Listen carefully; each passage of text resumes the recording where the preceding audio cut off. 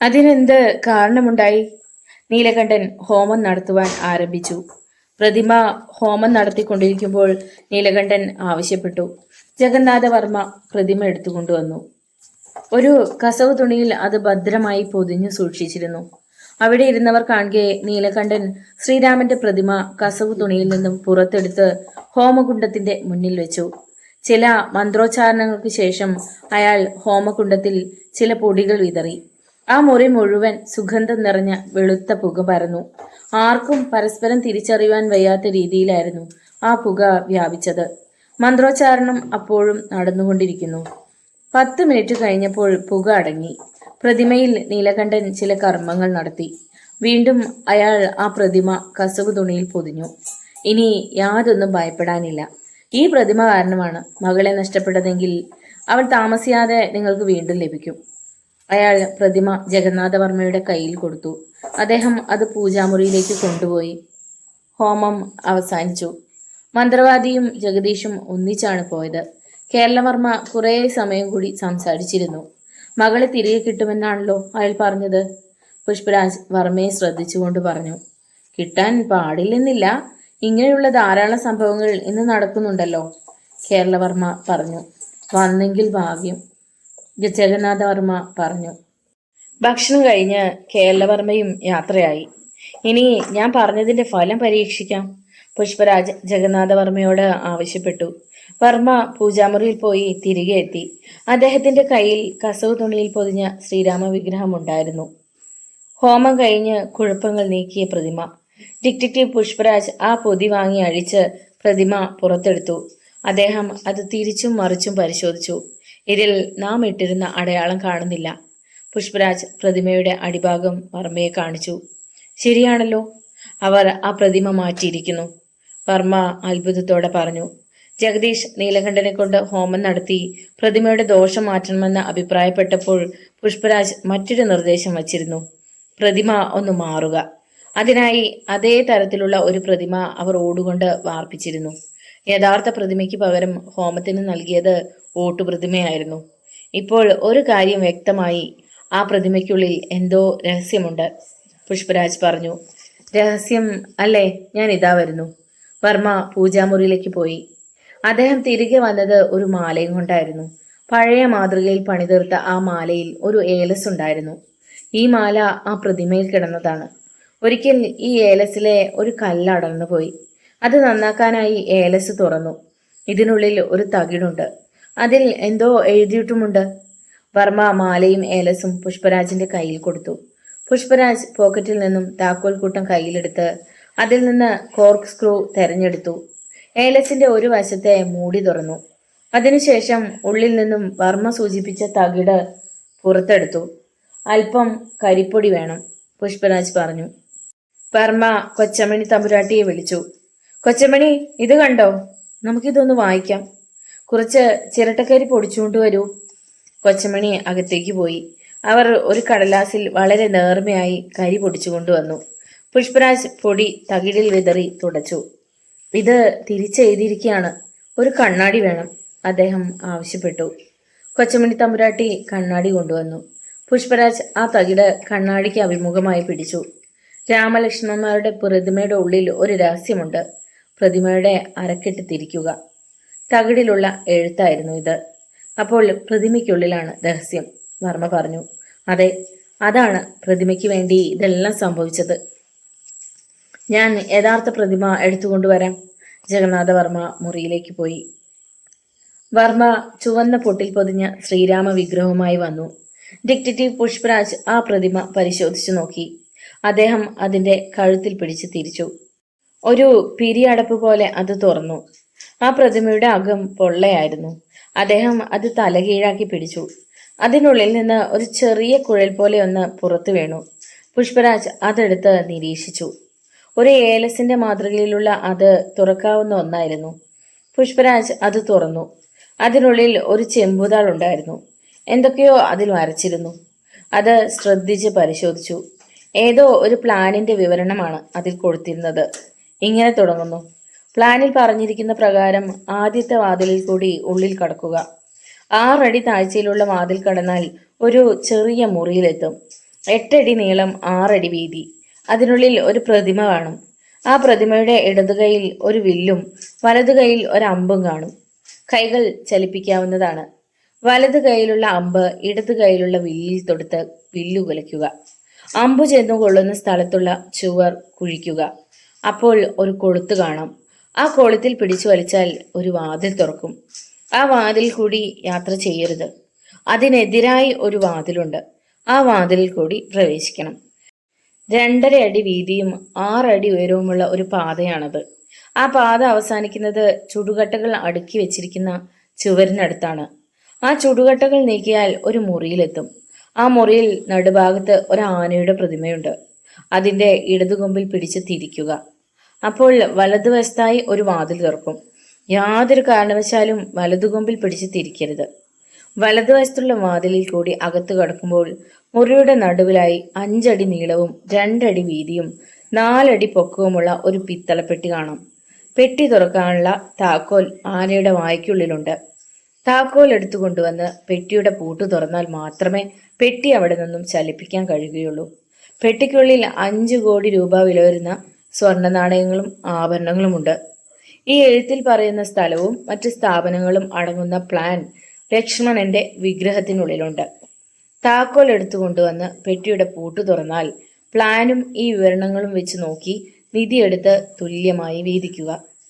പുഷ്പരാജ് വർമ്മയെ വായിച്ചു കേൾപ്പിച്ചു. അതിനുള്ളിൽ തന്നെ വെച്ചു. വർമ്മ പറഞ്ഞു. പുഷ്പരാജ് ആ തകിട് ഏലസിനുള്ളിൽ വെച്ച് പഴയതുപോലെ ശ്രീരാമന്റെ പ്രതിമയ്ക്കുള്ളിൽ വെച്ച് പ്രതിമയുടെ ശിരസ് യഥാസ്ഥാനത്ത് വെച്ച് തിരിച്ചടച്ചു. ആ പ്ലാനും കൂടി ഉണ്ടെങ്കിലേ നിധി എടുക്കാൻ കഴിയുകയുള്ളൂ. അപ്പോൾ മിസ്റ്റർ പുഷ്പരാജ്, ഇപ്പോൾ ആ നിധിക്ക് എന്ത് വില മതിക്കാം? വർമ്മ ചോദിച്ചു. 150 കൊല്ലം മുമ്പുള്ള വിലയാണ് 5 കോടി രൂപ. ആ നിലയ്ക്ക് ഇപ്പോൾ 100 ഇരട്ടി വില കാണും. 100 ഇരട്ടിയോ? വർമ്മ അത്ഭുതപ്പെട്ടു. അതെ, 100 ഇരട്ടി കാണും. ഉദ്ദേശം 500 കോടി രൂപ. ഇതിന്റെയൊക്കെ അവകാശി താനാണെന്ന് ചിന്തിച്ചപ്പോൾ ജഗന്നാഥവർമ്മ വല്ലാതെയായി. താങ്കൾ അത്ഭുതപ്പെടേണ്ട. അത് എവിടെയാണെന്ന് നമുക്ക് അറിഞ്ഞുകൂടല്ലോ. അതെ അതെ, അതിന്റെ പ്ലാൻ നഷ്ടപ്പെട്ടു എന്നാണല്ലോ കേരളവർമ്മ പറഞ്ഞത്. ലക്ഷ്മണന്റെ പ്രതിമയ്ക്കുള്ളിൽ ഈ നിധിശേഖരണത്തിന്റെ പ്ലാൻ ഉണ്ടെന്ന് അദ്ദേഹത്തിന് അറിയാമോ? പുഷ്പരാജ് ചോദിച്ചു. അറിഞ്ഞുകൂടാ. ഉണ്ടെങ്കിൽ പറയുമായിരുന്നു. ആ പ്ലാനിലും ഈ വിവരണത്തെക്കുറിച്ചുള്ള വിവരം കാണുമായിരിക്കുമല്ലോ. കാണും. ആ പ്രതിമ മോഷ്ടിച്ചവർക്ക് ഈ രഹസ്യം അറിയുമെന്നുള്ളതിൽ സംശയമില്ല. അപ്പോ ജഗദീഷിനറിയാം അല്ലേ? വർമ്മ ചോദിച്ചു. തീർച്ചയായും അറിയാം. അല്ലെങ്കിൽ മന്ത്രവാദിയുമായി പ്ലാൻ ചെയ്ത് ഈ പ്രതിമയ്ക്ക് വേണ്ടി വരില്ലായിരുന്നു. അപ്പോൾ അവനാണോ അഞ്ജുവിനെ മോഷ്ടിച്ചു കൊണ്ടുപോയത്? അങ്ങനെ സംശയിക്കണം. അഞ്ജു ജീവിച്ചിരിപ്പുണ്ടോ എന്തോ? വർമ്മ മന്ത്രിച്ചു. ഒരു കാര്യം ചെയ്യണം. ഇനി ആ പ്രതിമ വളരെ സൂക്ഷിക്കണം, പുഷ്പരാജ് ഓർമ്മിപ്പിച്ചു. തീർച്ചയായും ആ ലക്ഷ്മണന്റെ പ്രതിമ നമുക്ക് ലഭിച്ചാൽ, വർമ്മ മന്ത്രിച്ചു. ഞാൻ ഇറങ്ങുന്നു. ഞാൻ കുറെ ദിവസം ഇവിടെ തന്നെ കാണും. കോഴിക്കോട് സിറ്റിയിൽ തന്നെ ഞാൻ താമസിക്കുന്നുണ്ട്. എവിടെയാണെന്ന് ഞാൻ അറിയിക്കാം. പുഷ്പരാജ് എണീറ്റു. ഡിറ്റക്റ്റീവ് പുഷ്പരാജ് നഗരത്തിലേക്ക് പോയി. ജഗദീഷ് നീലകണ്ഠന്റെ കയ്യിൽ നിന്നും പ്രതിമ വാങ്ങിക്കൊണ്ട് നാഗരാജന്റെ അടുത്ത് ചെന്നു. നാഗരാജൻ അത് തിരിച്ചും മറിച്ചും നോക്കി. ഇതിലാണ് രഹസ്യം. അയാൾ പ്രതിമ താഴേക്കിട്ടു. പ്ലാസ്റ്റർ ഓഫ് പാരീസ് കൊണ്ട് നിർമ്മിച്ച ആ പ്രതിമ താഴെ വീണ് പല തുണ്ടുകളായി തകർന്നു വീണു. ഓരോ തുണ്ടുകളും അവർ എടുത്ത് തിരിച്ചും മറിച്ചും നോക്കി. ഇതിൽ യാതൊന്നുമില്ല. നാഗേന്ദ്രൻ പ്രതിമയുടെ ആ തുണ്ടുകൾ ബൂട്ട്സ് കൊണ്ട് ഞെരിക്കുന്നതിനിടയിൽ പറഞ്ഞു. ഇതിൽ എന്തോ ചതിവുണ്ട്. ജഗദീഷ് പറഞ്ഞു. നീ അവിടെ ചെല്ലുമ്പോൾ ആരൊക്കെ ഉണ്ടായിരുന്നു? അളിന്റെ കൂടെ മറ്റൊരാൾ ഉണ്ടായിരുന്നു. അയാളാണ് ഇതിന്റെ സൂത്രധാരൻ എന്ന് തോന്നുന്നു. അവൻ എവിടെയാണ്? അറിയാൻ ഞാൻ ആളെ ഏർപ്പാടാക്കിയിട്ടുണ്ട്. അവനെ സൂക്ഷിക്കണം. നാഗേന്ദ്രൻ പൊടിഞ്ഞു കിടക്കുന്ന പ്രതിമയെ നോക്കി പറഞ്ഞു. അതുകൂടാതെ ആ യഥാർത്ഥ പ്രതിമ കിട്ടാൻ ഞാൻ അറ്റകൈ നോക്കും. ജഗദീഷ് പ്രതിജ്ഞ ചെയ്തു. മണി രാത്രി 11 കഴിഞ്ഞു.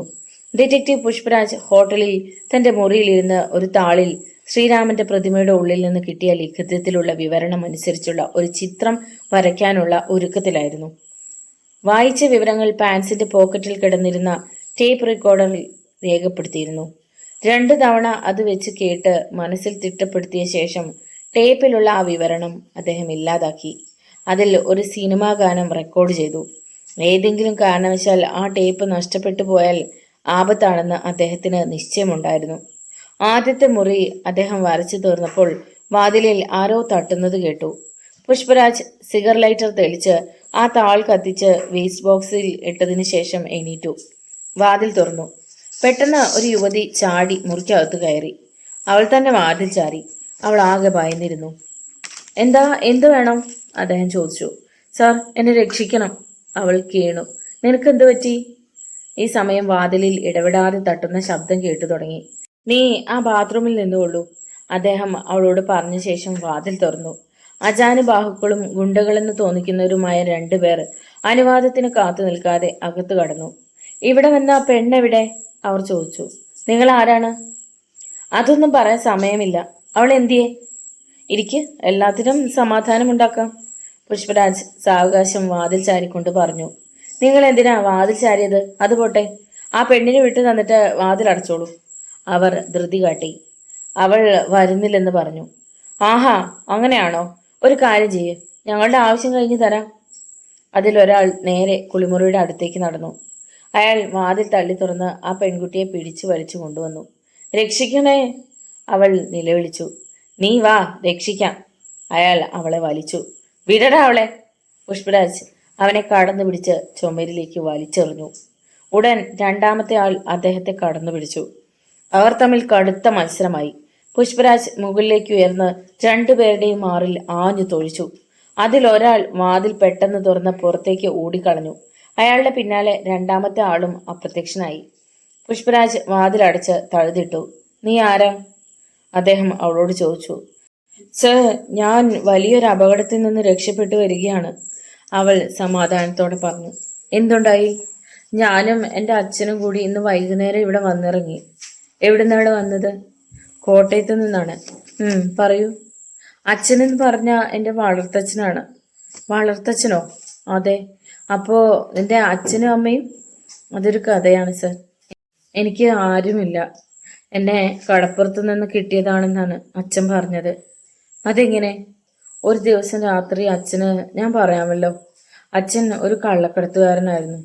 അച്ഛൻ മുക്കുവന്മാരെ കാണാൻ കടപ്പുറത്ത് പോയി. അവിടെ രാത്രിയിൽ ഞാൻ കാറിൽ കിടന്ന് കരഞ്ഞുവെന്നാ പറഞ്ഞത്.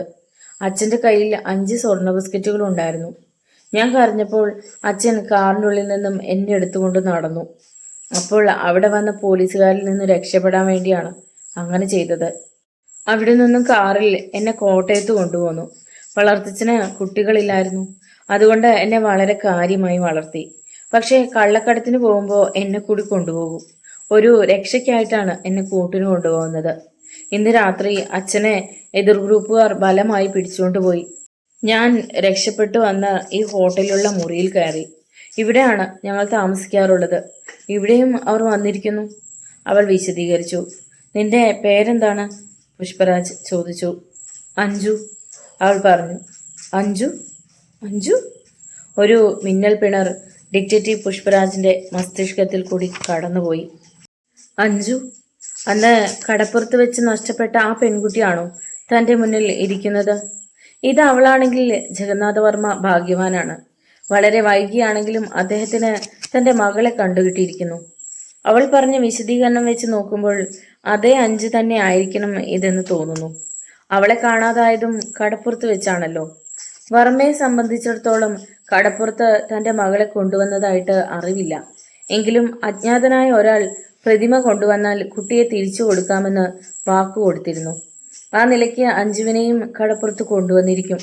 പിന്നീട് മറ്റെന്തെങ്കിലും സംഭവിച്ചു കാണും. അതേക്കുറിച്ച് വ്യക്തമായി ഒന്നും തന്നെ വർമ്മയ്ക്ക് അറിഞ്ഞുകൂടാ. അഞ്ജു എന്നല്ലേ പേര്? പുഷ്പരാജ് ചോദിച്ചു. അതെ. കടപ്പുറത്ത് വെച്ച് അഞ്ജുവിനെ വളർത്തച്ഛൻ കൊണ്ടുപോയി എന്ന് പറയുന്നു. അതിനു മുമ്പ് അഞ്ജു എവിടെയാണ് ജീവിച്ചതെന്ന് അറിയാമോ? വ്യക്തമായി അറിഞ്ഞുകൂടാ. എങ്കിലും ഒരു വലിയ വീട്ടിലാണെന്നറിയാം. കാറൊക്കെയുള്ള വീടാണോ? ഉണ്ടെന്നാ തോന്നുന്നത്. അവിടെ ഉണ്ടായിരുന്ന ആരെയെങ്കിലും ഓർക്കുന്നുണ്ടോ? ഇല്ല, വ്യക്തമായി ഒന്നും ഓർക്കുന്നില്ല. എന്നാൽ അഞ്ജുവിനെ ഞാൻ സ്വന്തം വീട്ടിൽ കൊണ്ടുചെന്നാക്കാം. സത്യമാണോ? അവൾ ചോദിച്ചു. അതെ. നിന്റെ യഥാർത്ഥ അച്ഛനെയും അമ്മയെയും കാണാം. എനിക്ക് അച്ഛനും അമ്മയും ഉണ്ടോ? അവൾ ചോദിച്ചു. ഉണ്ട്. അവൾ എന്തോ ആലോചിച്ചിരുന്നു. നീ ആ കട്ടിലിൽ കിടന്നോളൂ. പുഷ്പരാജ് അടുപ്പിച്ചിട്ടിരുന്ന 2 കട്ടിലൊന്ന് നീക്കിയിട്ട് അതിൽ ചാരിയിരുന്നു. കുറെ കഴിഞ്ഞപ്പോൾ ആ യുവതി ഉറക്കം പിടിച്ചു കഴിഞ്ഞു. പുഷ്പരാജ് കടലാസും ബോൾ പെന്നും എടുത്ത് ചിത്രം വരയ്ക്കാൻ തുടങ്ങി. കയറി ചെല്ലുന്ന മുറിയിലുള്ള വിഗ്രഹത്തെ അദ്ദേഹം അടയാളപ്പെടുത്തി. അതിന്റെ കയ്യിലിരിക്കുന്ന അമ്പിന്റെയും വില്ലിന്റെയും ദിശ ഊഹിച്ചെടുത്തു. വില്ലിൽ നിന്ന് അമ്പു പോയാൽ എതിർവശത്തായിരിക്കും കൊള്ളുക. ഇനി അതല്ല, വില്ലിന്റെ ദിശ ഇടതുവശത്താണോ വലതുവശത്താണോ എന്ന് നിശ്ചയമില്ല. എങ്കിലും അദ്ദേഹം അത് അടയാളപ്പെടുത്തി. പാത അവസാനിക്കുന്ന ഭാഗത്തുള്ള ഇഷ്ടിക തൂണുകൾ നീക്കം ചെയ്താൽ ആനയുടെ വിഗ്രഹമുള്ള മുറിയിലെത്തും. അതും അടയാളപ്പെടുത്തി. ഇതിനിടയ്ക്ക് കൊമ്പുകൾ തെറ്റിച്ച് കറക്കിയാൽ വാതിൽ അടയുമെന്ന് രേഖപ്പെടുത്തിയിരുന്നു. ആ വാതിൽ ഏതാണെന്ന് നിശ്ചയമില്ല. അങ്ങനെ ഒരു വാതിൽ അടഞ്ഞു കഴിഞ്ഞാൽ ചിലപ്പോൾ അതിൽ നിന്ന് രക്ഷപ്പെടാൻ കഴിഞ്ഞെന്ന് വരികയില്ല. വളരെ ശ്രദ്ധയോടെ ചെയ്യേണ്ട ഒരു കാര്യമാണത്. അതിനുശേഷമുള്ള മുറിയിലാണ് നിധി ഇരിക്കുന്നത്. ആനയുടെ വായ്ക്കുള്ളിൽ നിന്നും നിധിയുടെ പെട്ടി തുറന്നെങ്കിൽ മാത്രമേ അത് ഇരിക്കുന്ന സ്ഥാനത്ത് നിന്ന് ഇളക്കുവാൻ കഴിയുകയുള്ളൂ. എവിടെയെങ്കിലും നിസ്സാര പാകപ്പിഴ പറ്റിയാൽ അപകടം നിശ്ചയമാണ്. താൻ വരച്ചെടുത്ത പ്ലാനിൽ അദ്ദേഹം ഒന്നുകൂടി കണ്ണോടിച്ചു. അതിനുശേഷം സിഗാർ ലൈറ്റർ തെളിച്ച് അത് കത്തിച്ചു കളഞ്ഞു. മുറിയുടെ വാതിൽ അകത്തുനിന്ന് പൂട്ടി താക്കോൽ തറയിൽ വെച്ചിരുന്ന കാർപ്പറ്റിന്റെ അടിയിൽ മറച്ചു വെച്ചു. ഒരു പക്ഷേ ആ പെൺകുട്ടി ആരെങ്കിലും വാതി തട്ടിയെങ്കിൽ അത് കേട്ട് തുറന്നാൽ അപകടം സംഭവിക്കുമെന്ന് കരുതിയാണ് അങ്ങനെ ചെയ്തത്. തലേ ദിവസം ഉറക്കമളിച്ചതുകൊണ്ട് പുഷ്പരാജ് അതിവേഗം ഉറങ്ങിപ്പോയി. എങ്കിലും അതിരാവിലെ അദ്ദേഹം ഉണർന്നു. പെൺകുട്ടി അപ്പോഴും ഉണർന്നിരുന്നില്ല. ബെഡ് കോഫിക്ക് ഓർഡർ നൽകിയ ശേഷം പുഷ്പരാജ് അവളെ ഉണർത്തി. വേഗം തയ്യാറാകൂ, നമുക്ക് പോകണം, പുഷ്പരാജ് പറഞ്ഞു. അവൾ എഴുന്നേറ്റ് ബാത്റൂമിലേക്ക് പോയി. 10 മണിയായപ്പോൾ അദ്ദേഹം ജഗന്നാഥവർമ്മയ്ക്ക് ഫോൺ ചെയ്തു. വളരെ അത്ഭുതകരമായ ഒരു വസ്തു സമ്മാനമായി കൊണ്ടുവരുന്നതെന്ന് അപ്പോൾ വർമ്മയ്ക്ക് ഫോൺ ചെയ്തു. സംഗതി എന്താണെന്ന് മനസ്സിലാവാതെ വർമ്മ ആകാംക്ഷയോടെ ഇരുന്നു. നിധിയെക്കുറിച്ച് എന്തെങ്കിലും രഹസ്യം അറിയിക്കുവാനാണ് പുഷ്പരാജ് വരുന്നതെന്നാണ് അദ്ദേഹം ധരിച്ചത്. മണി 12 കഴിഞ്ഞപ്പോൾ ഒരു ടാക്സിയിൽ പുഷ്പരാജും പെൺകുട്ടിയും വർമ്മയുടെ വീട്ടിലെത്തി. ഇതാണ് മിസ്റ്റർ വർമ്മയ്ക്ക് വേണ്ടി ഞാൻ കൊണ്ടുവന്നിരിക്കുന്ന അത്ഭുത വസ്തു, പുഷ്പരാജ് പെൺകുട്ടിയെ കാണിച്ചുകൊണ്ട് പറഞ്ഞു. വർമ്മയ്ക്ക് യാതൊന്നും മനസ്സിലായില്ല. അദ്ദേഹം അവളെ അത്ഭുതത്തോടെ മിഴിച്ചു നോക്കി നിന്നു. മിസ്റ്റർ വർമ്മയ്ക്ക് ഈ പെൺകുട്ടിയെ മനസ്സിലായില്ലേ? ഇല്ല. 15 വർഷങ്ങൾക്ക് മുമ്പ് കടപ്പുറത്ത് വെച്ചുണ്ടായ ആ സംഭവം ഒന്ന് ഓർത്തു നോക്കൂ. അഞ്ജു. വർമ്മയുടെ ചുണ്ടുകൾ അറിയാതെ പിറുപിറുത്തു. അതെ, അഞ്ജു ആണ് ഞാൻ, അവൾ പറഞ്ഞു. വർമ്മയ്ക്ക് അത് വിശ്വസിക്കാൻ കഴിഞ്ഞില്ല. എങ്കിലും എന്നെങ്കിലും തന്റെ മകൾ തനിക്ക് തിരിച്ചു കിട്ടുമെന്ന് അദ്ദേഹത്തിന് ഉറപ്പുണ്ടായിരുന്നു. അദ്ദേഹം ഉടനെ തന്നെ തന്റെ ഭാര്യയെ വിളിച്ചു. പിന്നീട് അവർണ്ണനീയമായ ഒരവസ്ഥയാണ് അവിടെ ഉണ്ടായത്. പുഷ്പരാജിനോട് പറഞ്ഞ അതേ കാര്യങ്ങൾ അവൾ അവിടെ അപ്പോഴും പറഞ്ഞു. ഏതായാലും എൻ്റെ മകളെ വീണ്ടും കിട്ടി. ഇനി ഒന്നും കിട്ടിയില്ലെങ്കിലും വേണ്ടില്ല, അദ്ദേഹം പറഞ്ഞു. ഡിറ്റക്റ്റീവ് പുഷ്പരാജിനോട് എങ്ങനെ നന്ദി പറയണമെന്നറിയാതെ വർമ്മ വിഷമിച്ചു. ഏതായാലും പ്രതിമയും നമ്മുടെ കയ്യിലുണ്ട്, അഞ്ജുവും നമ്മുടെ കയ്യിലുണ്ട്, പുഷ്പരാജ് പറഞ്ഞു. അന്ന് വർമ്മ പല സുഹൃത്തുക്കളെയും ഫോണിൽ വിളിച്ചു. ആ വീട് ഒരു ഉത്സവം പോലെയായി തീർന്നു. തന്നെ ഒരാപത്തിൽ നിന്നും രക്ഷിച്ച ഉസ്മാനെ വർമ്മ ക്ഷണിച്ചു. അന്നത്തെ സംഭവം ഉസ്മാൻ മറന്നു കഴിഞ്ഞിരുന്നു. ആമിനെ, ഒരു വലിയ ആളാണ് നമ്മെ ക്ഷണിച്ചിരിക്കുന്നത്, അയാൾ ഭാര്യയോട് പറഞ്ഞു. ആരാ അത്? ആമിന ചോദിച്ചു. ഒരു വലിയ പണക്കാരനാ, പണ്ട് രാജ്യം ഭരിച്ചിരുന്ന കുടുംബമാ, ഉസ്മാൻ പറഞ്ഞു. ഏതായാലും ഞാൻ വരുന്നില്ല, ആമിന പറഞ്ഞു. അതുപോരാ, നീയും വരണം. ഞാൻ അവിടെയൊക്കെ വന്നാൽ ശരിയാവില്ല. അവിടെയുള്ള പെണ്ണുങ്ങളുമായി ഞാൻ ചേരില്ല, ആമിന പറഞ്ഞു. ഞാൻ ഒറ്റയ്ക്ക് എങ്ങനെ പോകുന്നത്? ഉസ്മാൻ ചോദിച്ചു. പേടിയാണെങ്കിൽ മോളെ കൂടി വിളിച്ചുകൊണ്ടുപോ. അതൊരു നല്ല കാര്യമായി ഉസ്മാന് തോന്നി. വലിയ വലിയ ആളുകൾ കൂടുന്നിടത്ത് എന്തെങ്കിലും സംസാരിക്കണമെങ്കിൽ അത് മകൾക്ക് കഴിയുമെന്ന് ഉസ്മാൻ ചിന്തിച്ചു. അന്ന് ഷക്കീല വീട്ടിലുണ്ടായിരുന്നു. മോളെ അയാൾ വിളിച്ചു. എന്താ ബാപ്പച്ചി? അവൾ ഓടി വന്നു. നമുക്കിന്നൊരു വിരുന്നിന് പോകണം, അയാൾ പറഞ്ഞു. എവിടെയാ? അവൾ ചോദിച്ചു. ഒരു വലിയ വീട്ടിലാണ്. നിന്നെപ്പോലെ മൊഞ്ചുള്ള ഒരുപാട് പേര് അവിടെ കാണും. ഞാൻ വരണില്ല പാപ്പ, ഉമ്മാനെ കൊണ്ടുപോ. ഉമ്മ പറഞ്ഞിട്ടാ നിന്നെ വിളിച്ചത്. ഒന്ന് പോവാം മോളെ, ആമിന ശുപാർശ ചെയ്തു. വൈകുന്നേരമാണ് ചടങ്ങ് വെച്ചിരുന്നത്. 6 മണി കഴിഞ്ഞപ്പോൾ ഒരു കാറിൽ ഉസ്മാനും ഷക്കീലയും കൂടി പറമ്പയുടെ വീട്ടിലേക്ക് യാത്രയായി. ഗേറ്റിലെത്തിയപ്പോൾ അകത്ത് ലൈറ്റുകൾ കത്തിക്കിടക്കുന്നത് കണ്ടു. കുറെ കാറുകൾ കിടന്നിരുന്നു. ഉസ്മാൻ കാർ അകത്ത് കയറ്റിയിട്ടു. ജഗന്നാഥവർമ്മ വളരെ കാര്യമായിട്ട് ഉസ്മാനെ സ്വീകരിച്ചു. അന്നൊരിക്കൽ തനിക്ക് സംഭവിച്ച അപകടത്തെ പറ്റിയും ഉസ്മാൻ രക്ഷിച്ചതുമൊക്കെ അയാൾ പരസ്യമായി പറഞ്ഞു. വിരുന്ന് ആരംഭിക്കാറായി. വർമ്മ എല്ലാവരോടുമായി പറഞ്ഞു, ഇന്ന് നാം ഇവിടെ കൂടിയിരിക്കുന്നത് ഒരു പ്രത്യേക കാര്യത്തിനാണ്. ഇന്ന് ഒരു വലിയ സന്തോഷ ദിവസമാണ്. 15 വർഷങ്ങൾക്ക് മുമ്പ് കാണാതായ എൻ്റെ മകളെ ഇന്ന് എനിക്ക് വീട് കിട്ടിയിരിക്കുന്നു. എൻ്റെ സന്തോഷത്തിൽ പങ്കുചേരാനാണ് സുഹൃത്തുക്കളായ നിങ്ങളെ ഞാൻ ക്ഷണിച്ചത്. ഇത്രയും പറഞ്ഞ് വർമ്മ പെൺകുട്ടിയെ സർവാഭരണ വിഭൂഷിതയാക്കി അകത്തുനിന്നും കൊണ്ടുവന്നു. എല്ലാവരും അവളെ ഉറ്റുനോക്കി നിന്നു. നല്ല പെണ്ണ്, ഷക്കീല ഉള്ളിൽ മന്ത്രിച്ചു. ഭക്ഷണം ആരംഭിച്ചു. വർമ്മയുടെ വീടാണെങ്കിലും എല്ലാ തരത്തിലുള്ള ഭക്ഷണവും കരുതിയിരുന്നു. മദ്യം വേണ്ടവർക്ക് മദ്യം, മത്സ്യമാംസാദികൾ വേണ്ടവർക്ക് അത്, എല്ലാം ധാരാളമായിരുന്നു. രാത്രി വളരെ വൈകുന്നതുവരെ ചടങ്ങ് നീണ്ടുനിന്നു. 11 മണി കഴിഞ്ഞപ്പോൾ ഓരോരുത്തരായി പിരിയാൻ തുടങ്ങി. അഞ്ജുവും കൊച്ചമണി തമ്പുരാട്ടിയും ഒരു മുറിയിലാണ് കിടന്നിരുന്നത്. വളരെ വർഷങ്ങളായി മകളെ പിരിഞ്ഞ അവർക്ക് വളരെ ആശ്വാസം തോന്നി. അവർ അവളെ കെട്ടിപ്പിടിച്ചു കിടന്നു. ആ പെൺകുട്ടി ഉറങ്ങിയിരുന്നില്ല. ക്ലോക്കിൽ മണി 2 അടിച്ചപ്പോൾ അവൾ എണീറ്റു. തമ്പുരാട്ടി നല്ല ഉറക്കമാണെന്ന് ബോധ്യമായപ്പോൾ ടോർച്ച് തെളിച്ച് മുറിയാകെ അവൾ പരിശോധിച്ചു. പകൽ സമയം അവൾ ആ കെട്ടിടത്തിന്റെ ഒരു ഏകദേശ രൂപം മനസ്സിലാക്കിയിരുന്നു. പുറത്തേക്കുള്ള വാതിൽ അവൾ കണ്ടുപിടിച്ചു. വാതിൽ തുറന്ന് ഇറങ്ങിയത് മറ്റൊരു മുറിയിലേക്കായിരുന്നു. ആ മുറിയിൽ 2 വാതിലുകൾ വേറെയും ഉണ്ടായിരുന്നു.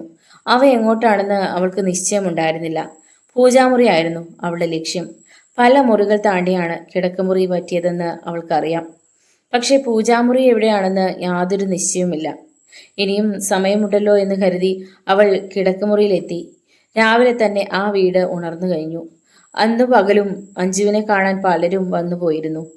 അവൾ വളരെ ഭംഗിയായി അഭിനയിക്കുകയും ചെയ്തു. 2 ദിവസം കഴിഞ്ഞപ്പോൾ ഉസ്മാൻ വർമ്മയെ വഴിയിൽ വെച്ച് കണ്ടു. സമയം രാത്രി 9 കഴിഞ്ഞിരുന്നു. വർമ്മയുടെ കാറിന് എന്തോ തകരാറ് സംഭവിച്ച് വഴിയിൽ കിടക്കുകയായിരുന്നു. ഉസ്മാൻ കാർ നിർത്തി വിവരം അന്വേഷിച്ചു. എന്താണെന്ന് അറിഞ്ഞുകൂടാ, കാര്യമായ എന്തോ തകരാറുണ്ട്, വർമ്മ പറഞ്ഞു. ഉസ്മാൻ ബോണറ്റ് പൊക്കി ടോർച്ച് തെളിച്ച് പരിശോധിച്ചു. പമ്പിന്റെ തകരാറാണ്, ഉസ്മാൻ പറഞ്ഞു. ധൃതിയാണെങ്കിൽ ഞാൻ വീട്ടിലാക്കാം, ഉസ്മാൻ വർമ്മയോട് പറഞ്ഞു. ഒരു ചായക്കടയുടെ മുന്നിലാണ് കാർ കിടന്നിരുന്നത്. രാത്രിയും പകലും കച്ചവടമുള്ള ചായക്കടയായിരുന്നു അത്. അവരെ പറഞ്ഞ് ഏൽപ്പിച്ചത് ശേഷം വർമ്മ ഉസ്മാന്റെ കാറിൽ കയറി. ഇത്രയും കാലം മകൾ എവിടെയായിരുന്നു, ഉസ്മാൻ ചോദിച്ചു. അതൊരു വലിയ കഥയാണ്. ഉസ്മാനോടായതുകൊണ്ട് ഞാൻ തുറന്നു പറയാം. അന്ന് അഞ്ജുവിന് 5 വയസ്സായിരുന്നു പ്രായം. സ്കൂളിൽ പോയിരുന്ന അവളെ കാണാതായി. അവളെ കൂട്ടിക്കൊണ്ടുവരാൻ പോയ ഡ്രൈവർ കാറിനുള്ളിൽ കൊല്ലപ്പെട്ട് കിടന്നിരുന്നു. മകളെ കിട്ടണമെങ്കിൽ എൻ്റെ വീട്ടിലുള്ള ഒരു പ്രതിമ പകരമായി കിട്ടണമെന്ന് ഫോൺ കിട്ടി. അതനുസരിച്ച് ഞാൻ കടപ്പുറത്ത് പോയി. അവിടെ വെച്ച് മകളെ കിട്ടിയില്ല. പ്രതിമ ഞാൻ കൊടുത്തതുമില്ല. കടപ്പുറത്ത് വെച്ച് മകളെ കണ്ടിരുന്നോ, ഉസ്മാൻ ചോദിച്ചു. ഇല്ല, കണ്ടില്ല. പിന്നീട് അന്വേഷിച്ചില്ലേ? പല സ്ഥലത്തും അന്വേഷിച്ചു, കിട്ടിയില്ല. അങ്ങനെ വർഷങ്ങൾ കാത്തിരുന്ന ശേഷം അന്നാണ് അവളെ തിരിച്ചു കിട്ടിയത്. ഉസ്മാന്റെ മനസ്സിൽ കൂടി പല ചിന്തകളും കടന്നുപോയി. തനിക്ക് സംഭവിച്ചത് എങ്ങനെ തുറന്നു പറയും? താനൊരു കള്ളക്കഥ കെട്ടിച്ചമച്ച് മകളെ കൊണ്ട് അവരുടെ സ്വത്ത് അപഹരിക്കുവാൻ പറയുന്നതാണെന്ന് വരും. അതുകൊണ്ട് ഷക്കീലയുടെ പിന്നിലുള്ള കഥ ഉസ്മാൻ മനസ്സിൽ തന്നെ സൂക്ഷിച്ചു. വർമ്മയെ വീട്ടിലാക്കിയ ശേഷം ഉസ്മാൻ തിരികെ പോന്നു. അയാളുടെ ഹൃദയത്തിൽ പലതരത്തിലുള്ള വികാരങ്ങൾ അലതല്ലി. തുറന്നു പറഞ്ഞാൽ ചിലപ്പോൾ അവർ വിശ്വസിക്കുകയില്ല. അഥവാ വിശ്വസിച്ചാൽ തനിക്ക് തന്റെ മകളെ നഷ്ടപ്പെടും. ആമിനെ സംബന്ധിച്ചിടത്തോളം അവൾക്ക് താങ്ങാൻ കഴിഞ്ഞെന്ന് വരില്ല. വർമ്മ വീട്ടിൽ ചെന്നപ്പോൾ ജഗദീഷ് അവിടെ ഉണ്ടായിരുന്നു. നീ എപ്പോൾ വന്നു, വർമ്മ ചോദിച്ചു. കുറേ നേരമായി, വർമ്മ അകത്തേക്ക് നടന്നു. എന്തോ തീരുമാനിച്ചുറച്ചതുപോലെ ജഗദീഷ് വർമ്മയുടെ പിന്നാലെ കൂടി. അവൾ പൂജാമുറിയിലെത്തി. ഏറ്റവും മധ്യത്തിലായി ഓടക്കുഴൽ വിളിക്കുന്ന ശ്രീകൃഷ്ണന്റെ വിഗ്രഹം അലങ്കരിച്ചു വെച്ചിരുന്നു. ആ മുറിയിലെ പ്രധാനപ്പെട്ട വിഗ്രഹം അതാണെന്ന് തോന്നുമായിരുന്നു. എങ്കിലും സാധാരണ അറിയപ്പെടുന്ന ദേവന്മാർ എല്ലാവരും ആ പൂജാമുറിയിലുണ്ടായിരുന്നു. ആ യുവതി അവയെല്ലാം വളരെ സൂക്ഷ്മതയോടെ പരിശോധിച്ചു. അവയിൽ ശ്രീരാമന്റെ വിഗ്രഹം കാണുവാൻ അവൾക്ക് കഴിഞ്ഞില്ല. ഈ സമയം കൊച്ചമണി തമ്പുരാട്ടി കുറെ പൂക്കളുമായി അങ്ങോട്ട് കയറി വന്നു. ഉടൻ യുവതി പ്രാർത്ഥനയിലാണ്ടതുപോലെ അഭിനയിച്ചു. എൻ്റെ മോൾ ഈശ്വരവിശ്വാസമുള്ളവളാണ്, തമ്പുരാട്ടി മനസ്സിൽ പറഞ്ഞു. ഇപ്പോഴത്തെ പെൺകുട്ടികൾക്ക് ദൈവത്തെ മറന്നുള്ള കളിയാണ്, അവർ ചിന്തിച്ചു. അന്യസ്ഥലത്താണ് വളർന്നതെങ്കിലും തൻ്റെ മകൾ അച്ചടക്കത്തിലാണ് വളർന്നതെന്ന് കണ്ടപ്പോൾ തമ്പുരാട്ടിക്ക് സന്തോഷമായി. മോളെ, കണ്ണുകൾ തുറന്ന് അവളെ അവർ വിളിച്ചു. എന്തമ്മേ, അവൾ വിളി കേട്ടു.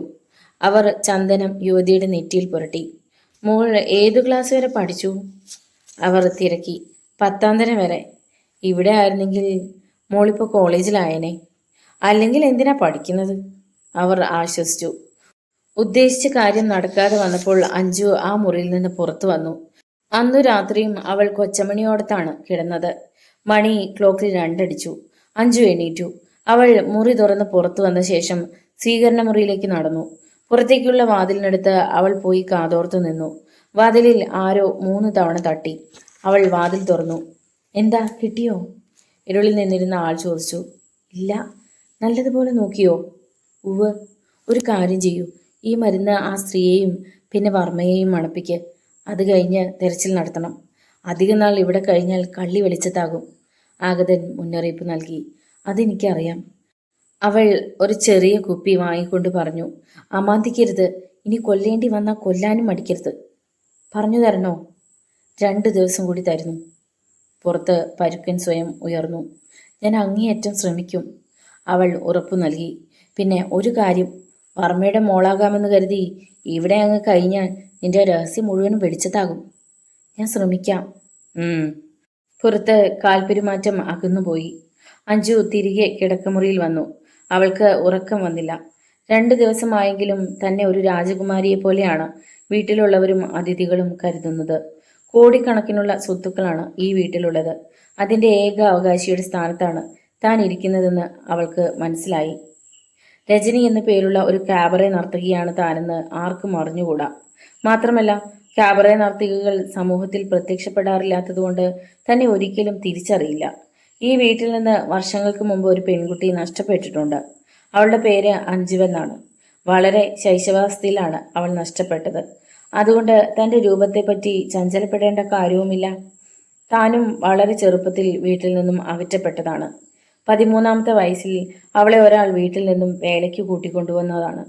പോയത് നേരെ ബോംബെയിലേക്കായിരുന്നു. അവിടെ ഒരു വൃദ്ധയുടെ വീട്ടിലാക്കിയ ശേഷം അയാൾ പോയി. അവിടുത്തെ ആദ്യത്തെ രാത്രിയിൽ തന്നെ അവൾ എല്ലാം പഠിച്ചു. അബോധാവസ്ഥയിൽ നിന്ന് ഉണർന്നപ്പോൾ കുത്തിക്കെട്ടുകളുമായി ഒരു പ്രൈവറ്റ് നഴ്സിംഗ് ഹോമിൽ കിടക്കുകയായിരുന്നു.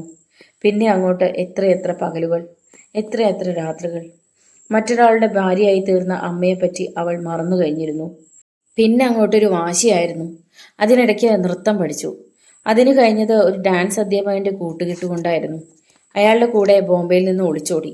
ഒടുവിൽ അയാളെ മടുത്ത് ഹോട്ടലിൽ കാബറെ നർത്തകിയായി. കോഴിക്കോട്ട് വന്നിട്ട് 1 മാസം കഴിഞ്ഞിരുന്നു. അതിനിടയ്ക്കാണ് പ്രതീക്ഷിക്കാതെ ഈ കോൾ കിട്ടിയത്. ഇവിടെ തന്നെ കൂടിയാൽ എന്താണ്? രജനിയുടെ മനസ്സ് പിറുപിറുത്തു. പക്ഷേ തന്നെ പിടികൂടിയിരിക്കുന്ന കാലൻ ഭയങ്കരനാണ്. അവൻ പറയുന്നത് പോലെ ചെയ്തില്ലെങ്കിൽ അത് കുഴപ്പമാണ്. അവൻ എന്ത് ചെയ്യുവാനും മടിക്കാത്തവനാണ്. ആ വീട്ടിലെ അമ്മയാണ് തൻ്റെ അടുത്ത് കിടക്കുന്നത്. കുറഞ്ഞ സമയത്തെ പരിചയം കൊണ്ട് ഇവർ ഒരു ശുദ്ധഗതിക്കാരിയാണെന്ന് രജനിക്ക് തോന്നി തുടങ്ങി. അവരോട് ചോദിച്ച് പ്രതിമ എവിടെയാണെന്ന് മനസ്സിലാക്കണമെന്ന് ചിന്തിച്ച് അവൾ കിടന്നു. അടുത്ത ദിവസം അവൾ പ്രതിമ എവിടെയാണെന്ന് അറിയാനുള്ള കരുക്കൾ ചിന്തിച്ചുകൊണ്ട് ഇരുന്നു. മോളെ അഞ്ജു, ജഗന്നാഥവർമ്മ വിളിച്ചു. എന്താച്ചാ? അവൾ വിളി കേട്ടു. നമുക്കിന്ന് കോഴിക്കോട്ട് വരെ പോകണം. നിനക്ക് കുറെ ഡ്രസ്സ് എടുക്കണം. തിരക്കിൽ ഞാനത് മറന്നിരുന്നു. അവൾ സമ്മതിച്ചു. വർമ്മയും രജനിയും കാറിൽ കോഴിക്കോട്ടേക്ക് പുറപ്പെട്ടു. ജൗളിക്കടയിലും സ്വർണ്ണക്കടയിലും കയറി നേരം ഉച്ചയായി. ഊണ് കഴിച്ചിട്ട് പോകാം. വർമ്മ കാർ ഹോട്ടലിലേക്ക് കയറ്റിക്കൊണ്ടു പറഞ്ഞു. അവർ ഭക്ഷണമേശയിലിരുന്നു. ആ ഹോട്ടലിന്റെ ഗേറ്റ് കടന്നപ്പോൾ രജനിയുടെ ഹൃദയം കൂടുതൽ വേഗതയിൽ സ്പന്ദിക്കുവാൻ തുടങ്ങി. അവിടെയാണ് അവൾ 2 ആഴ്ചയായി ക്യാബറെ നൃത്തം ചെയ്യുന്നത്. ആരെങ്കിലും കണ്ടാൽ കുഴപ്പമാണ്. സാധാരണഗതിയിൽ കണ്ടാൽ തിരിച്ചറിയാത്ത വിധത്തിലാണ് അവൾ മുടി കെട്ടിയിരുന്നത്. കൂടാതെ സാരിയും ബ്ലൗസും ധരിച്ച അവളെ അവിടെ ആരും തന്നെ ഇതിനു മുമ്പ് കണ്ടിട്ടില്ല. ഊണ് കഴിക്കുമ്പോൾ കഴിവതും തല ഉയർത്താതെ അവൾ ഇരുന്നു. ഭക്ഷണം കഴിഞ്ഞ് അവർ പുറത്തു വന്നു. കൗണ്ടറിലെത്തിയപ്പോൾ വർമ്മ ഫോൺ ചെയ്യുവാൻ ഒരുങ്ങി. രജനി സോഫയിലിരുന്നു. ഫോൺ ചെയ്ത് കഴിഞ്ഞപ്പോൾ വർമ്മ തൻ്റെ ഒരു സുഹൃത്തിനെ കണ്ടു. അവർ തമ്മിൽ ചില രഹസ്യ ഇടപാടുകളുണ്ടായിരുന്നു. അഞ്ജു ഇരിക്കൂ, ഞാനിതാ വരുന്നു. വർമ്മ സുഹൃത്തിനോടൊപ്പം മാറിയിരുന്ന് സംസാരിച്ചു. അല്പം കഴിഞ്ഞ് അദ്ദേഹം തിരികെ വന്നു. വരൂ മോളെ, വർമ്മ വിളിച്ചു. അവർ മുകളിലത്തെ നിലയിലേക്ക് പോയി. ഈ മുറിയിൽ വിശ്രമിച്ചോളൂ. 1/2 മണിക്കൂർ കഴിഞ്ഞ് ഞാൻ വരാം, അദ്ദേഹം പറഞ്ഞു. വർമ്മയുടെ കൂടെ അദ്ദേഹത്തിന്റെ അഡ്വക്കേറ്റും ഉണ്ടായിരുന്നു. ഒരു കേസ് ഹൈക്കോടതിയിൽ കൊടുക്കേണ്ട ആവശ്യത്തിനാണ് അഡ്വക്കേറ്റ് വിളിച്ചത്. ചില കടലാസുകളിൽ ഒപ്പുവെക്കേണ്ടതുകൊണ്ട് മകളെ കൊണ്ടുപോകേണ്ടതില്ലെന്ന് അദ്ദേഹം കരുതി. വർമ്മ പോയി കഴിഞ്ഞപ്പോൾ രജനി കുഴപ്പത്തിലായി. 2 ദിവസം മുമ്പ് ആ ഹോട്ടലിലുള്ള ഏത് മുറിയിലും ഏത് സമയത്തും പോകുന്നതിന് അവൾക്ക് ഭയമില്ലായിരുന്നു. എന്നാൽ ഇപ്പോൾ അവൾക്ക് അകാരണമായ ഭയം തോന്നി. പ്രത്യേകിച്ച് ഊണ് കഴിച്ചുകൊണ്ടിരുന്നപ്പോൾ ഒരാൾ അവളെ തന്നെ ഉറ്റുനോക്കുന്നത് അവൾ കണ്ടിരുന്നു. പലരുമായി കിടക്ക പങ്കിട്ടിട്ടുള്ള രജനിക്ക് അയാളെ അറിഞ്ഞുകൂടായിരുന്നു. പക്ഷേ അയാൾ എങ്ങാനും കടന്നു വന്നേക്കുമെന്ന് അവൾ ഭയപ്പെട്ടു. അവൾ തനിക്ക് ലഭിച്ച ആഭരണങ്ങൾ അണിഞ്ഞ് കണ്ണാടിയിൽ നോക്കിക്കൊണ്ടിരുന്നപ്പോൾ വാതിൽക്കൽ ആരോ തട്ടുന്നത് കേട്ടു. വർമ്മ ആയിരിക്കുമെന്ന് കരുതി അവൾ വാതിൽ തുറന്നു. ഊണ് കഴിച്ചുകൊണ്ടിരുന്നപ്പോൾ തന്റെ നേരെ ശ്രദ്ധിച്ചിരുന്ന ചെറുപ്പക്കാരൻ ആയിരുന്നു അത്. ഗീത. അയാൾ അകത്തു കടക്കുവാൻ ശ്രമിച്ചു. രജനിയുടെ മറ്റൊരു പേരായിരുന്നു ഗീത. അവിടെ നിൽക്കൂ, നിങ്ങൾ ആരാ? അവൾ ചോദിച്ചു. ഇല്ല, ഞാൻ ആരെ അറിയില്ല. അതെന്താ, വയസ്സിന് കിട്ടിയപ്പോൾ മറ്റുള്ളവരെ മറന്നു കളഞ്ഞോ? അയാൾ അവളുടെ കൈ തട്ടി മാറ്റി ഉള്ളിൽ കടന്നു. നിങ്ങൾ ഉദ്ദേശിക്കുന്ന ആളല്ല ഞാൻ, അവൾ ചെറുത്തുകൊണ്ട് പറഞ്ഞു. പിന്നെ ക്യാബറക്കാരി ഗീതയെ ഞാൻ അറിയില്ലേ? അയാൾ പുച്ഛമായി ചിരിച്ചു. അത് മറ്റു വല്ലരുമായിരിക്കും. നമ്മൾ തമ്മിൽ കൂടുതൽ തർക്കിക്കേണ്ട. എന്നെ മനസ്സിലായില്ലേ? ഗിത്താർ വായിക്കുന്ന എമിൽ. മുഴുവൻ പേര് എമിൽ ഡിക്രൂസ്. നീ എൻ്റെ മുന്നിൽ കിടന്നല്ലേ കസർത്ത് കാണിക്കാറുള്ളത്? ആ സംസാരത്തിൽ അവൾ തളർന്നുപോയി. ക്യാബറെ നൃത്തം നടക്കുമ്പോൾ പശ്ചാത്തല സംഗീതം വായിക്കുന്നവരിൽ പ്രമുഖനാണ് എമിൽ ഡിക്രൂസ്. ആ ഹോട്ടലിൽ അവന് നല്ല പിടിപാടുണ്ട്. നൃത്തമില്ലാത്ത അവസരങ്ങളിൽ ഗിത്താറിന്റെ മാന്ത്രിക ധ്വനിയിൽ പ്രേക്ഷകരെ മയക്കുന്നവനാണ് എമിൽ ഡിക്രൂസ്. അതേസമയത്ത് മദ്യത്തിനടിമയായാൽ അതിക്രൂരനുമാണ്. ഡിക്രൂസ് പാൻസിന്റെ പോക്കറ്റിൽ നിന്നും ഒരു പൈപ്പ് കുപ്പിയെടുത്ത് കടിച്ചു തുറന്ന് അതിനുള്ളിലുള്ള മദ്യം പകുതിയോളം അകത്താക്കിയ ശേഷം ബാക്കി പോക്കറ്റിൽ തന്നെ തിരുകി. മറ്റാരും ആയിരുന്നെങ്കിൽ ഞാൻ ഇതിനുള്ളിൽ കടക്കുകയില്ലായിരുന്നു. നിന്നെ കണ്ടപ്പോൾ എനിക്കൊരു സമാധാനമായി. 2 ദിവസമായി ഞാൻ ഒറ്റയ്ക്കാണ്. ആ കിളവൻ വന്നാൽ ഞാൻ പറഞ്ഞു നിർത്താം. ഈശ്വരനോർത്ത് എനിക്കൊന്ന് പോകാമോ? അവൾ യാചനാഭാവത്തിൽ പറഞ്ഞു. അതെങ്ങനെ? കാശ് വേണേ തരാടി. അവൻ പോക്കറ്റിൽ നിന്ന് പേഴ്സ് എടുത്ത് അവളുടെ മുന്നിലിട്ടു. അതൊരു തക്കമായി അവൾ കരുതി. രജനി എഴുന്നേറ്റ് പേഴ്സ് എടുത്ത് തുറന്നുകൊണ്ട് വാതിൽക്കലെത്തി. പെട്ടെന്ന് വാതിൽ തുറന്ന് അവൾ പുറത്തു ചാടി. ഈ സമയം വർമ്മ അവിടെ പ്രത്യക്ഷപ്പെട്ടു. എന്താ മോളെ? വർമ്മ ചോദിച്ചു. അവൾ അതിന് മറുപടി നൽകാതെ മുറിക്കകത്തേക്ക് നോക്കുക മാത്രം ചെയ്തു. ജഗന്നാഥവർമ്മ അകത്തേക്ക് നോക്കിയപ്പോൾ അപരിചിതനായ ഒരാൾ മുറിക്കകത്തിരിക്കുന്നു. ഇറങ്ങടാ റാസ്കൽ! വർമ്മ അലറി. നിങ്ങളാരാ അത് പറയാൻ? ഡിക്രൂസ് സാവധാനം എണീറ്റ് പോക്കറ്റിൽ നിന്ന് കുപ്പിയെടുത്ത് വീണ്ടും തുറന്ന് വായിലൊഴിച്ചു. അങ്ങനെയാണോ? മര്യാദയ്ക്ക് ഇറങ്ങിപ്പോകുന്നുണ്ടോ? വർമ്മ വെയിറ്ററെ കൈകാട്ടി വിളിച്ചു. ഇവനെ പിടിച്ച് പുറത്താക്ക്, ആവാസൻ! വർമ്മ ആക്രോശിച്ചു. ബേറർ അകത്ത് കടന്നു. സർ, പുറത്തു പോകണം, അയാൾ ആവശ്യപ്പെട്ടു. ഞാൻ ആരാണെന്ന് മനസ്സിലായോ? അറിയാം സർ, ഇത് നിങ്ങൾ ഉദ്ദേശിക്കുന്ന ആളല്ല, ബേറർ പറഞ്ഞു. അതെ അതെ, ഇത് അവൾ തന്നെയാ. ഡിക്രൂസ് വിടുന്ന മട്ട് കാണുന്നില്ല. വരൂ, നിങ്ങൾക്ക് തെറ്റിപ്പോയി. ബേറർ ഡിക്രൂസിന്റെ കോളറിൽ പിടിച്ചു വലിച്ചു. അവർ തമ്മിൽ ഒരു കയ്യേറ്റം നടന്നു. ഒടുവിൽ എന്തോ പന്തികേട് തോന്നിയ ഡിക്രൂസ് ബേററെ അനുസരിച്ചു. മോളെ ഞാൻ ഒറ്റയ്ക്കാക്കിയിട്ട് പോയത് ശരിയായില്ല, വർമ്മ മനസ്താപത്തോടെ പറഞ്ഞു. പക്ഷേ ഈ ഹോട്ടലിൽ അങ്ങനെ ഭയപ്പെടേണ്ട യാതൊരു കാര്യവും ഇല്ലാത്തതാണ്. പിന്നെ ഇതെങ്ങനെ സംഭവിച്ചു? വർമ്മ അയാളോട് ചോദിച്ചു. അയാൾ കള്ളു കുടിച്ചോണ്ട് വന്ന് വാതിലിൽ തട്ടി. നീ എന്തിനാണ് തുറന്നു കൊടുത്തത്? അച്ഛനാണെന്ന് ഞാൻ കരുതി. അതെ അതെ, ഞാനാണ് തെറ്റുകാരൻ. ഏതായാലും നടന്നത് നമ്മൾ മാത്രം അറിഞ്ഞാൽ മതി. മോളിത് വീട്ടിൽ പറയണ്ട, വർമ്മ അവളോട് പറഞ്ഞു. അവർ വീട്ടിലെത്തി. കൊച്ചമണി തമ്പുരാട്ടിക്ക് ആഭരണങ്ങൾ വളരെ ഇഷ്ടപ്പെട്ടു. അന്ന് രാത്രി രജനിക്ക് ഒരു ഫോൺ വന്നു. വർമ്മയാണ് റിസീവർ എടുത്തത്. ആരാണ് സംസാരിക്കുന്നത്? വർമ്മ ചോദിച്ചു. അഞ്ജുവിനെ ഒന്ന് കാണണം. ആരാണെന്ന് പറയൂ. അഞ്ജുവിൻ്റെ വളർത്തച്ഛനാ. ഡിറ്റക്റ്റീവ് പുഷ്പരാജ് പറഞ്ഞ കഥ വർമ്മ പെട്ടെന്ന് ഓർമ്മിച്ചു. ഒരു കള്ളക്കടത്തുകാരനാണ് അഞ്ജുവിനെ വളർത്തിയത്. അയാൾ ചിലപ്പോൾ രക്ഷപ്പെട്ടു കാണും. ഏതായാലും തൻ്റെ മകളെ ഇനി ഒരിക്കലും വിട്ടുകൊടുക്കുകയില്ലെന്ന് വർമ്മ തീർച്ചയാക്കി. അങ്ങനെ ഒരാൾ ഇവിടെ ഇല്ല, വർമ്മ പറഞ്ഞു. അപ്പുറത്തെ ഫോൺ വച്ചു. വർമ്മ ഫോൺ ചെയ്യുന്നത് കണ്ടുകൊണ്ട് രജനി നിൽക്കുന്നുണ്ടായിരുന്നു. അവൾ കുറേ സമയം അവിടെ തന്നെ നിന്ന ശേഷം അകത്തേക്ക് പോയി. എങ്കിലും ടെലിഫോൺ പിന്നീട് ശബ്ദിക്കുന്നുണ്ടോ എന്നവൾ ശ്രദ്ധിക്കുന്നുണ്ടായിരുന്നു. തൻ്റെ പ്രവർത്തനം എത്രമാത്രം പുരോഗമിച്ചു എന്നറിയുവാൻ വേണ്ടിയായിരുന്നു ആ ഫോൺ വന്നതെന്ന് അവൾക്ക് നിശ്ചയമുണ്ടായിരുന്നു. അതോടൊപ്പം കഴിയുന്നതും വേഗം അവളുടെ ലക്ഷ്യം നിറവേറ്റിയില്ലെങ്കിൽ അത് കൂടുതൽ അപകടത്തിലേക്ക് വഴിതെളിക്കുമെന്ന് അവൾക്കറിയാമായിരുന്നു. ഹോട്ടലിൽ വെച്ച് ഡിക്രൂസ് തന്നെ കണ്ട സ്ഥിതിക്ക് അയാൾ തീർച്ചയായും തന്നെ വീണ്ടും കണ്ടുപിടിക്കുമെന്ന് അവൾക്ക് ഉറപ്പുണ്ടായിരുന്നു. ആ ഹോട്ടലിൽ വന്നതു മുതൽക്ക് കൂടുതൽ സമയം അവൾ ഡിക്രൂസിന്റെ കൂടെയായിരുന്നു. താൻ ആരുടെ കൂടെയാണെന്ന് അവൻ മനസ്സിലാക്കി കഴിഞ്ഞാൽ ചിലപ്പോൾ അന്വേഷിച്ചു വന്നെന്നിരിക്കും. വർമ്മയുടെ വീട്ടിൽ നിന്ന് പ്രതിമ എങ്ങനെയെങ്കിലും കടത്തിക്കൊടുത്താൽ അതിന് തക്കതായ പ്രതിഫലം ലഭിക്കുമെന്ന് ഉറപ്പുണ്ട്. ഏതു തരത്തിലാണ് ആ പ്രതിമയുടെ സ്ഥാനം കണ്ടുപിടിക്കുന്നതെന്ന് ചിന്തിച്ചവൾ സമയം തള്ളി നീക്കി. കൊച്ചമണി തമ്പുരാട്ടിയെ കൈക്കലാക്കിയാൽ മാത്രമേ അത് എവിടെയാണ് മറച്ചു വെച്ചിരിക്കുന്നതെന്ന് അറിയാൻ കഴിയൂ. ആ പ്രതിമ ഒരു സാധാരണ പ്രതിമ അല്ലെന്ന് അവൾക്കറിയാം. ആ നിലയ്ക്ക് പ്രതിമയെപ്പറ്റി ചോദിച്ചാൽ അവർ സംശയിക്കും. എങ്ങനെയാണ് പ്രതിമയെപ്പറ്റി സംസാരിക്കുക? അവിടെയുള്ള മിക്ക മുറികളും അവൾ പരിശോധിച്ചു കഴിഞ്ഞു. എന്നിട്ടും പ്രതിമയെക്കുറിച്ച് യാതൊരു വിവരവും ലഭിച്ചില്ല. പൂജാമുറിയിൽ ആ പ്രതിമയില്ല. ഒരുപക്ഷെ വർമ്മയുടെ കിടക്കമുറിയിലായിരിക്കുമോ ആ പ്രതിമയെന്ന് അവൾ ചിന്തിച്ചു. അതൊരിക്കലും തുറന്നിടാറില്ല. ആ സ്ഥിതിക്ക് അതിനുള്ളിലായിരിക്കും കാണാൻ സാധ്യത. ഏതെങ്കിലും തരത്തിൽ വർമ്മയുടെ കിടക്കമുറിയിൽ കടക്കാൻ തന്നെ അവൾ തീരുമാനിച്ചു. രാത്രി 9 മണിക്കാണ് വർമ്മ ഊണ് കഴിക്കാറുള്ളത്. അതിന് കുറഞ്ഞത് 45 മിനിറ്റെങ്കിലും എടുക്കും. ഭാര്യയുമായി കൂടുതലും സംസാരിക്കുന്നത് അപ്പോഴാണ്. സന്ധ്യാവന്ദനത്തിനായി വർമ്മയും ഭാര്യയും അവളും പൂജാമുറിയിൽ പ്രവേശിച്ചു. ഈ സമയം ഫോൺ ബെൽ അടിച്ചു. ഞാൻ നോക്കാം. മറുപടിക്ക് കാത്തു നിൽക്കാതെ അവൾ ടെലിഫോണിന്റെ അടുത്തേക്ക് ഓടി. എന്തായി? ഫോണിൽ കൂടി ചോദ്യം വന്നു. ഇതുവരെ പിടികിട്ടിയില്ല. പൂജാമുറിയിൽ ഇല്ലേ? ഇല്ല. അവിടെയുള്ള എല്ലാ മുറികളും നോക്കിയോ? വർമ്മയുടെ കിടക്കമുറി ഒഴിച്ച് എല്ലായിടവും നോക്കി. എങ്കിൽ കിടക്കമുറി പരിശോധിക്കണം. അതെപ്പോഴും പൂട്ടിയിടുകയാണ് പതിവ്. താക്കോൽ കണ്ടുപിടിക്കണം. ശ്രമിക്കുന്നുണ്ട്. കഴിയുന്നതും വേഗം പദ്ധതി പൂർത്തിയാക്കണം.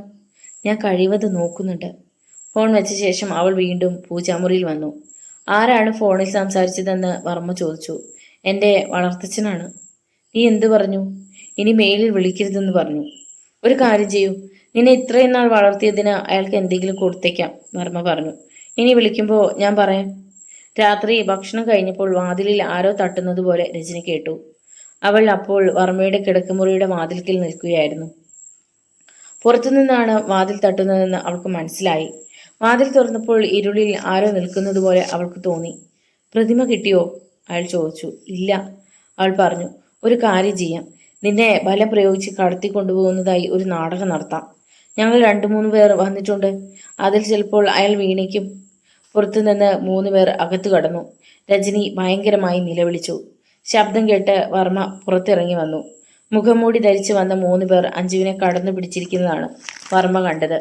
നിങ്ങൾ ആരാണ്? വർമ്മ ചോദിച്ചു. 15 വർഷങ്ങൾക്ക് മുമ്പ് ആവശ്യപ്പെട്ടത് തന്നെയാണ് ഞങ്ങൾക്ക് ഇപ്പോൾ വേണ്ടത്. ആ പ്രതിമ തന്നില്ലെങ്കിൽ ഇവളെ ഞങ്ങൾ കൊണ്ടുപോകും, അതിൽ ഒരാൾ പറഞ്ഞു. ഇതിനിടയ്ക്ക് 2 പേർ അവളെ വലിച്ചിഴച്ച് പുറത്തു കിടന്നിരുന്ന കാറിൽ കയറ്റി കഴിഞ്ഞു. വർമ്മ അകത്തേക്ക് പോയി.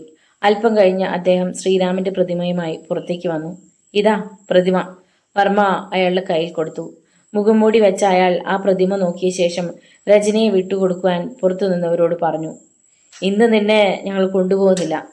നാളെ നീ ഹോട്ടലിലേക്ക് വന്നാൽ മതി. അവൾ കാർ പോയി കഴിഞ്ഞപ്പോൾ തിരികെ സ്വീകരണ മുറിയിലെത്തി. ബഹളം കേട്ട് കൊച്ചമണി തമ്പുരാട്ടിയും ഉണർന്നു കഴിഞ്ഞിരുന്നു. എന്താണ് ഉണ്ടായത്? അവർ ചോദിച്ചു. ഓ, ഒന്നുമില്ല. 2-3 പേർ വീട് തെറ്റി വന്നതാണ്, വർമ്മ അവരെ സമാധാനിപ്പിക്കാൻ വേണ്ടി പറഞ്ഞു. പിന്നെ കരച്ചിലും ബഹളവും കേട്ടത്? അത് ഇവളാണ് വാതിൽ തുറന്നത്. കാറും പരിചയമില്ലാത്തവരെയും കണ്ടപ്പോൾ ഇവൾ ബഹളമുണ്ടാക്കി. മോൾ ആവശ്യമില്ലാത്ത കാര്യത്തിന് എന്തിനാണ് പോകുന്നത്? അവർ പറഞ്ഞു. രജനി വീണ്ടും അവരോടൊപ്പം കിടക്കമുറിയിലേക്ക് പോയി. വർമ്മ തൻ്റെ മുറിയിലെത്തി. ചുവരിൽ തൂക്കിയിരുന്ന കലണ്ടർ നീക്കി താക്കോൽ കൊണ്ട് ഒരു ചെറിയ പാളി തുറന്നു നോക്കി. ശ്രീരാമന്റെ യഥാർത്ഥ പ്രതിമ അതിനുള്ളിൽ ഭദ്രമായി ഇരിപ്പുണ്ട്. അന്ന് നീലകണ്ഠൻ ഹോമം നടത്തിയപ്പോൾ നൽകിയ പ്രതിമയാണ് കാറിൽ വന്നവർക്ക് അദ്ദേഹം നൽകിയത്. സംഗതി മനസ്സിലാകുമ്പോൾ അവർ വീണ്ടും വന്നേക്കുമെന്ന് വർമ്മയ്ക്ക് സംശയമുണ്ടായിരുന്നു. അടുത്ത ദിവസം വർമ്മ ഡിറ്റക്റ്റീവ് പുഷ്പരാജിന് ഫോൺ ചെയ്തു. അദ്ദേഹം ഉച്ചയോടുകൂടി സ്ഥലത്തെത്തി. തലേന്ന് രാത്രി നടന്ന സംഭവങ്ങൾ അദ്ദേഹത്തോട് വർമ്മ പറഞ്ഞു കേൾപ്പിച്ചു. ജഗദീഷിന്റെ ആൾക്കാരായിരിക്കും, പുഷ്പരാജ് പറഞ്ഞു. പ്രതിമ കാണുമ്പോൾ കളിപ്പ് പറ്റിയെന്ന് അവർ മനസ്സിലാക്കും. കാരണം അവർ തന്ന പ്രതിമ തന്നെയാണ് തിരിച്ചു കൊടുത്തത്. ഇതൊക്കെയാണെങ്കിലും ലക്ഷ്മണന്റെ പ്രതിമ എവിടെയാണെന്ന് നമുക്ക് കണ്ടുപിടിക്കണം, പുഷ്പരാജ് അഭിപ്രായപ്പെട്ടു. ആ പ്രതിമ ഏത് വിധത്തിലാണ് നഷ്ടപ്പെടുക? അതേക്കുറിച്ച് നമുക്ക് ചിന്തിക്കാം, പുഷ്പരാജ് പറഞ്ഞു.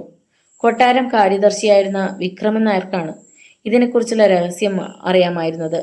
പക്ഷേ അയാൾ കൊല്ലപ്പെട്ടു. അയാളിൽ നിന്ന് ആ രഹസ്യം മനസ്സിലാക്കിയവരാണ് ആ പ്രതിമ കണ്ടുപിടിക്കാൻ ശ്രമിക്കുന്നത്. അങ്ങനെയാണെങ്കിൽ അത് നാഗേന്ദ്രനാണെന്ന് സ്പഷ്ടമല്ലേ? ഇപ്പോഴത്തെ സാഹചര്യം വെച്ച് നോക്കുമ്പോൾ നാഗേന്ദ്രനെയാണ് സംശയിക്കേണ്ടത്. ഇവിടെ വന്നിരിക്കുന്ന താങ്കളുടെ മകളെ വീണ്ടും കടത്തിക്കൊണ്ടുപോകാൻ ശ്രമിച്ചത് നാഗേന്ദ്രന്റെ ആൾക്കാരായിരിക്കുമല്ലോ. അങ്ങനെയാണെങ്കിൽ അവർ വീണ്ടും വരുമല്ലോ. അപ്പോൾ നമുക്ക് അഞ്ജുവിനെ സൂക്ഷിക്കേണ്ടിയിരിക്കുന്നു, വർമ്മ പറഞ്ഞു. കഴിയുന്നതും അവളെ ഒറ്റയ്ക്ക് എങ്ങും വിടാതിരിക്കുവാൻ ശ്രമിക്കുന്നതാണ് നല്ലത്.